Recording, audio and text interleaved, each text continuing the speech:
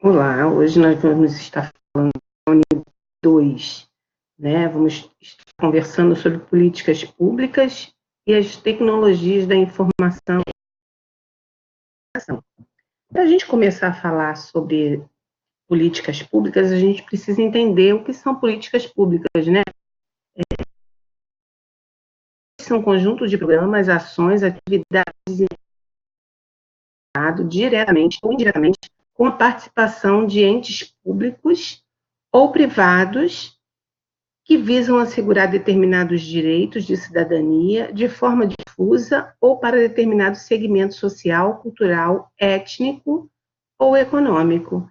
Então, o que a gente percebe? O que são as políticas públicas, né? São programas que são desenvolvidos pelo Estado, né? Participação de pessoas dando a sua opinião, solicitando outras possibilidades para determinado programa, determinado acontecimento social, tá? Que vão interferir na questão das escolas, né? Da religião, enfim, de tudo que envolve a questão do povo, tá? E aí, a gente vai falar, claro, das políticas públicas dentro do espaço escolar, dentro das escolas, né? E para falar sobre isso, a gente precisa entender o papel do professor, né? Tem um trechinho aí do guia da Unesco que vocês depois podem ver, né? Que fala exatamente da importância que existe entre o envolvimento do professor com a proposta para dentro do espaço escolar. Então, assim, surgiu a ideia de trazer para dentro da escola o uso da tecnologia, né? Assim que a tecnologia surgiu, começou com essa especulação e essa proposta veio para dentro da escola, a partir dos chiques, que são a forma que a escola tem de utilizar a comunicação e a informação a partir da tecnologia. E aí, a gente sabe que para isso acontecer, isso exige que o professor tenha realmente um aprofundamento, né, o mínimo de conhecimento para estar aplicando isso dentro da escola. Assim, é muito complexo o avanço da tecnologia atrelada à ideia do professor, né? Porque a gente sabe o quanto existem professores resistentes, o quanto existem professores desinformados e que não vão conseguir trazer toda essa proposta para dentro da escola se não tiverem uma formação. E aí a gente fala sempre da ideia da formação continuada, né? Que é extremamente importante para o desenvolvimento de qualquer tipo de trabalho escolar, tá? Aí a gente tem aqui falando que o termo tecnologia vai muito além da mera relação com equipamentos, né?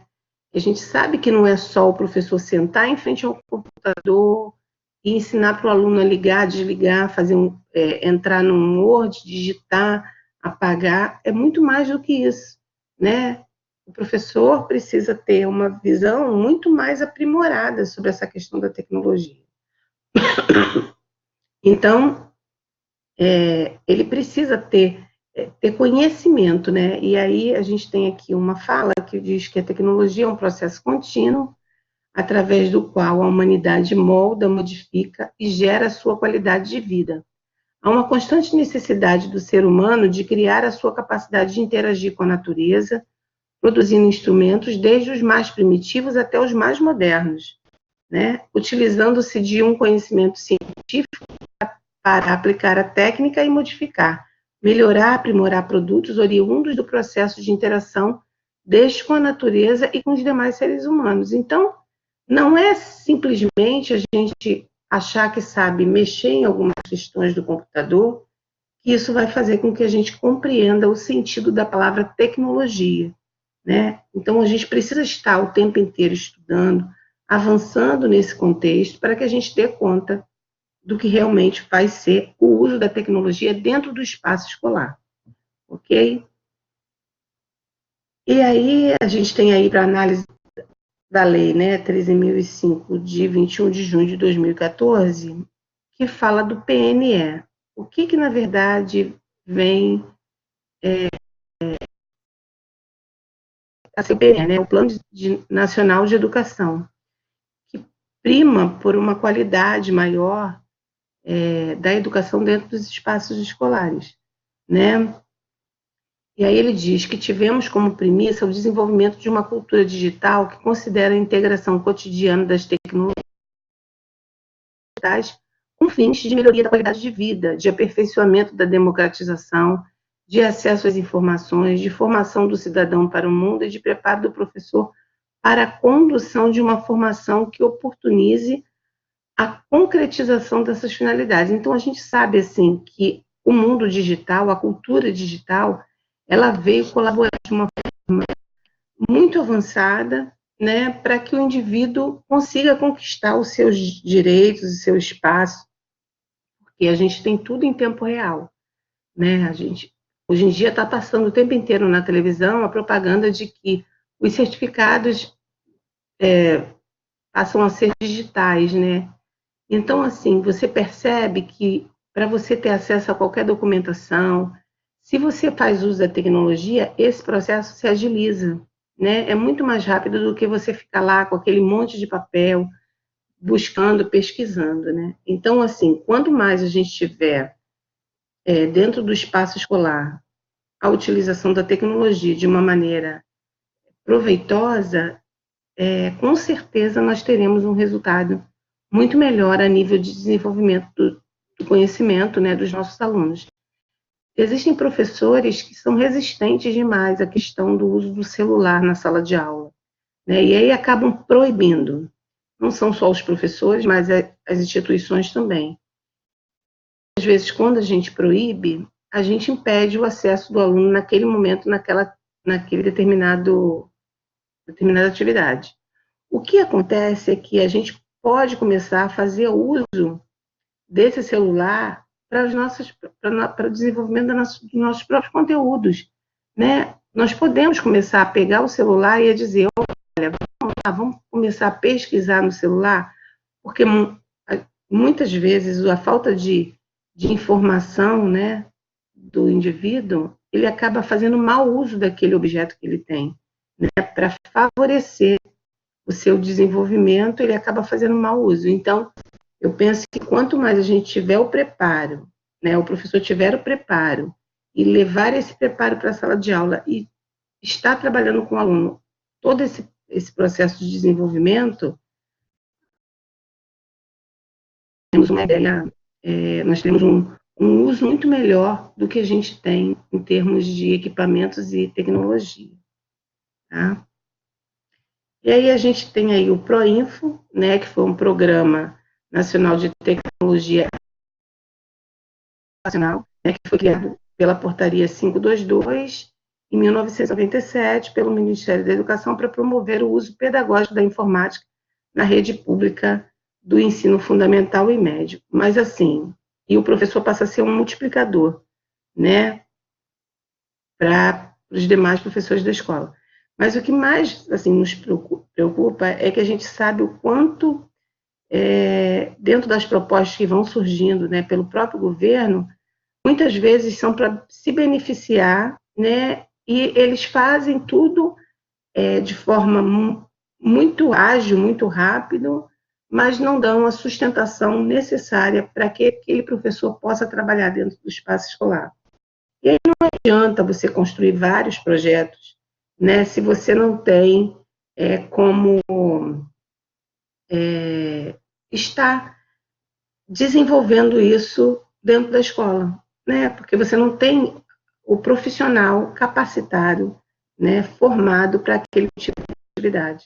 Então, acabam os equipamentos ficando ultrapassados, né, se tornando obsoletos dentro do espaço escolar, porque a sala vira uma sala de entulho e as coisas acabam não acontecendo como ia acontecer, né? Aí surgiram aí, então, mediante a ideia do Proinfo, os projetos UCA e PROCA, né, que é um computador para cada aluno dentro da sala de aula, né?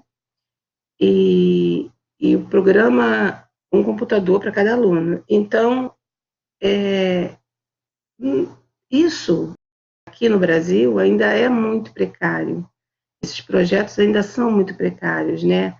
As crianças têm a sala de informática dentro das escolas, muitas das vezes, mas o que acontece? A sala de informática acaba virando um depósito, né? Um depósito de material, porque um computador começa a quebrar, o outro quebra, as crianças começam a usar na sala de aula, uma professora